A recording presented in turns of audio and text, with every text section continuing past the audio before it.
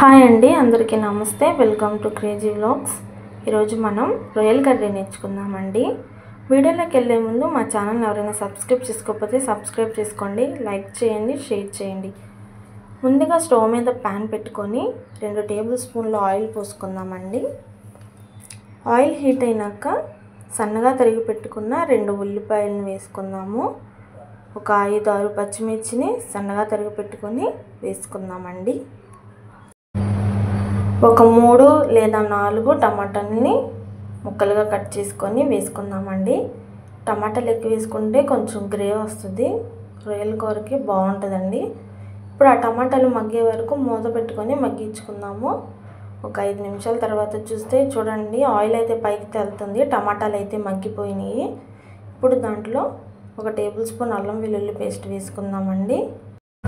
అల్లం వెల్లుల్లి పేస్ట్ పచ్చి వాసన పోయేంత వరకు వేయించుకోవాలి. అల్లం వెల్లుల్లి పేస్ట్ వేగినాక 1/2 టీ స్పూన్ పసుపు వేసుకుందాము.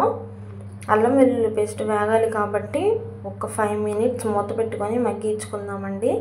చూడండి, 5 నిమిషాల తర్వాత అయితే ఉడికిపోయింది. ఒక్కసారి తిప్పేసుకొని దాంట్లో కొంచెం కరివేపాకు వేసుకుందామండి. కరివేపాకు వేసుకొని తిప్పుకొని ఇప్పుడు దాంట్లో రొయ్యలు అయితే వేసేసుకుందాము. మనము ముందుగా కడిగి శుభ్రం చేసుకున్న రొయ్యల్ని వేసుకొని ఒకసారి తిప్పుకుందామండి.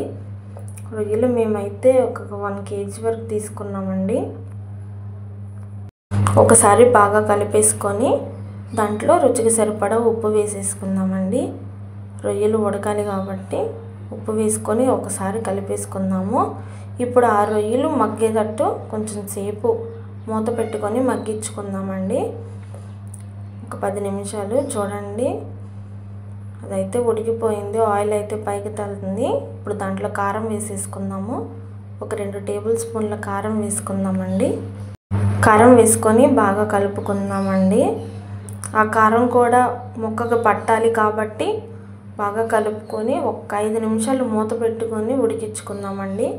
ముక్కకు బాగా పడితే టేస్ట్ వస్తుంది. కారం వేసిన వెంటనే వాటర్ పోస్తే అంత టేస్ట్ రాదు కర్రీ. చూడండి, 5 నిమిషాల తర్వాత నూనె పైకి తేలింది. దాంట్లో 1 గ్లాసు వాటర్ పోసేసుకుందామండి. వాటర్ పోసుకొని బాగా కూరని ఉడికించుకుందాము. మూత అయితే పెట్టేసుకుందామండి. ఒక పావు గంట ఉడికితే చాలు. చూడండి, పావు గంట తర్వాత ఓపెన్ చేసి చూస్తే ఆయిల్ అయితే పైకి తేలుతుంది. కర్రీ అయితే రెడీ అయిపోయిందండి. కొత్తిమీర జల్లేసుకుందాము. ఏ మసాలాలు లేకుండా ఓన్లీ అల్లం వెల్లుల్లి పేస్ట్తోనే ఎంతో టేస్టీ రొయ్యల కర్రీ అయితే రెడీ అయిపోయిందండి. మీరు కూడా ట్రై చేసి చెప్పండి.